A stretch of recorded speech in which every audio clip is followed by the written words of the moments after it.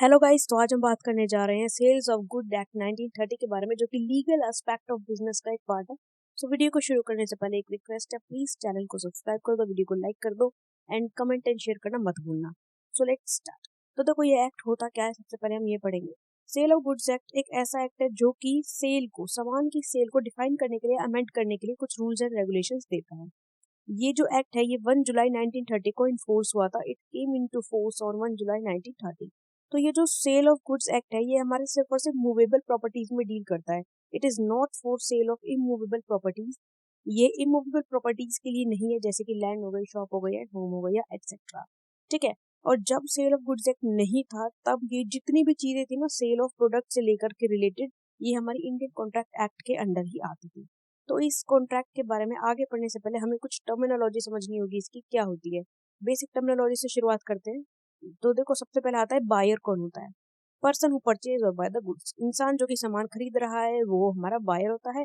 Buyer कोई product भी खरीद सकता है, कोई सर्विस भी खरीद सकता है। जैसे कि गाड़ी का खरीदना एक प्रोडक्ट खरीदना हो गया, और ट्रेन की टिकट का खरीदना एक सर्विस खरीदना हो गया। ठीक है। अब सेलर कौन होता है? पर्सन जो कि सामान को सेल कर रहा है या सर्विस को सेल कर रहा है, वो सेलर कहलाता है। जैसे कि अब यहाँ पर सेलर जो होता है ना, मेनली क्या होता है, ओनरशिप के ट्रांसफर को भी सेलिंग ही कहते हैं हम। जो अगर हम खाने का कोई प्रोडक्ट बेच रहे हैं तो वो हमारा सेलर हो गया, या फिर किसी भी तरीके का प्रोडक्ट बेच रहे हैं तो वो हमारा सेलिंग ऑफ प्रोडक्ट्स हो गया। और अगर हम कोई सर्विस बेच रहे हैं, जैसे कि फिजियोथेरेपिस्ट क्या करता है, फिजियोथेरेपी देता है, तो वो उसकी सर्विस की सेलिंग हो गई, लेकिन कहलाएंगे दोनों ही सेलर। तो हम बता, डिलीवरी क्या होता है? Transfer of possession of things. जब हम चीजों की ओनरशिप एक इंसान से दूसरे इंसान को दे देते हैं, तो उसको ट्रांसफर ऑफ पोजेशन कहते हैं, और डिलीवरी भी उसी को कहा जाता है। ठीक है। जैसे कि अगर मैंने एक किताब बाजार से खरीद ली है, बायर से, बुक सेलर से किताब खरीद ली है, तो बुक सेलर के पास से पोजीशन मेरे पास आ गई, तो इसका मतलब मुझे डिलीवरी हो गई। ठीक है। जो पोजीशन होता है, मेनली सेलर से बायर की तरफ जाता है, और इसके हमें जरूरी नहीं है कि डिलीवरी इमीडिएट ही हो जाए। कई बार क्या करता है, जैसे कि हम अमेजोन पे से शॉपिंग कर रहे हैं, तो हमने पेमेंट कर दी, प्रीपेड थी, ठीक है, लेकिन सामान हमारे पास 4 दिन बाद आ रहा है, तो वो भी डिलीवरी ही कहलाएगी। इमीडिएट सामान की डिलीवरी होना जरूरी नहीं होता है। फिर आता है कि प्राइस क्या होता है। प्राइस का मतलब होता है मनी कंसिडरेशन, वो पैसा जिसके लिए हम सामान खरीद रहे हैं। ठीक है, जिस पैसे के बदले में हमने सामान लिया है, और यहाँ पर उसी पैसे का यूज हो जाएगा जो कि लीगल करेंसी इन सर्कुलेशन होगी। जैसे कि 2000 के नोट अब बंद कर दिए गए, जैसे कि सबको पता है। तो 2000 के नोट से अगर हम कोई सामान खरीदते हैं, तो वो हमारा प्राइस नहीं माना जाएगा, वो इलीगल है।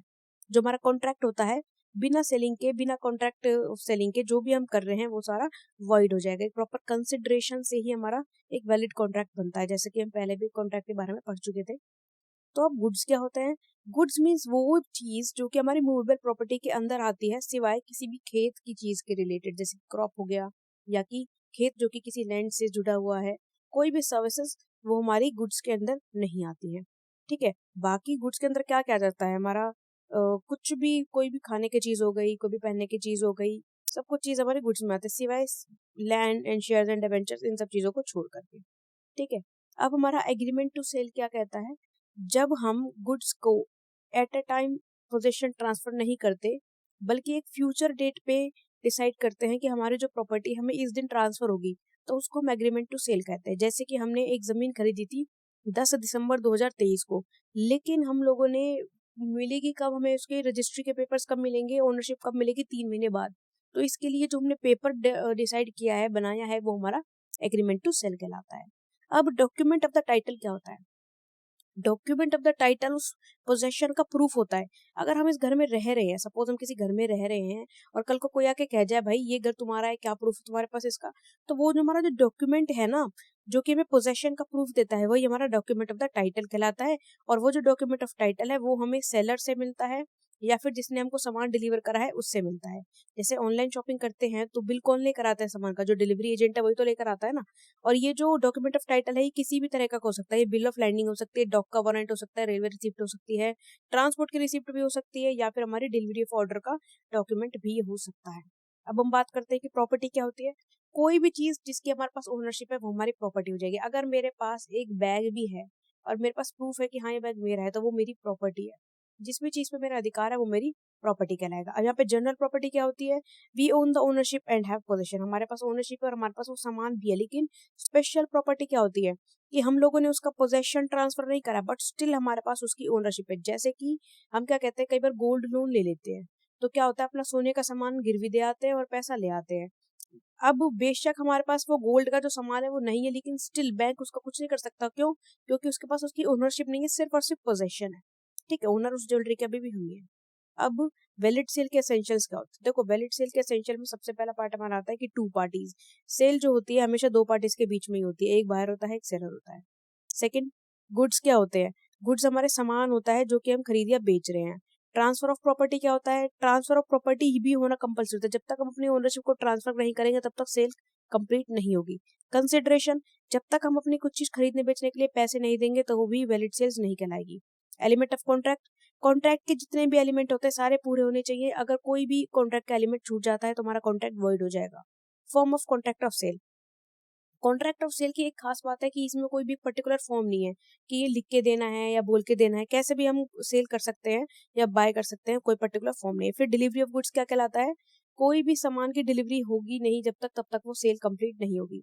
अब गुड्स कितने तरह के होते हैं? एग्जिस्टिंग गुड्स, जो गुड्स की ओनरशिप सेलर के पास है और सेलर कभी भी उसको बेच सकता है, वो हमारे एग्जिस्टिंग गुड्स के अंदर आते हैं। स्पेसिफिक गुड्स क्या होता है? जब हम कोई भी सामान एट ए टाइम खरीद करके ले आते हैं, जैसे कि हम बिस्किट का पैकेट लेने गए, हाँ भाई गुड डे का बिस्किट चाहिए, मैंने 5 रुपए दिए, बिस्किट का पैकेट ले लिया, वो हमारे स्पेसिफिक गुड के अंदर आता है। फिर असर्टेन गुड्स, जब हम बहुत सारे सामान में से बल्क में कोई सामान लेते हैं ना, कि भाई 1000 क्वांटिटीज में से 100 अलग छांट करके लेकर आ रही थी, तो वो हमारे असर्टेन गुड्स होते हैं कि हमें छांट करके लेकर आनी है। फिर अनअसर्टेन गुड्स, अनअसर्टेन गुड्स में क्या होता है? हमें सिर्फ डिस्क्रिप्शन बता दिया कि ऐसी सामान भेज देना, बाकी हमने देखी नहीं है अभी तक सामान को। ठीक है, फॉर एग्जाम्पल मैंने कहा था कि मुझे 1000 ब्लैंकेट चाहिए, तो ब्लैंकेट मेरे पास आ जाएंगे बट अभी तक मैंने देखे नहीं है, बट वो डिस्क्रिप्शन से मैच करनी चाहिए बस। फ्यूचर गुड्स, गुड्स हमें अभी मिले नहीं है, फ्यूचर में मिलेंगे।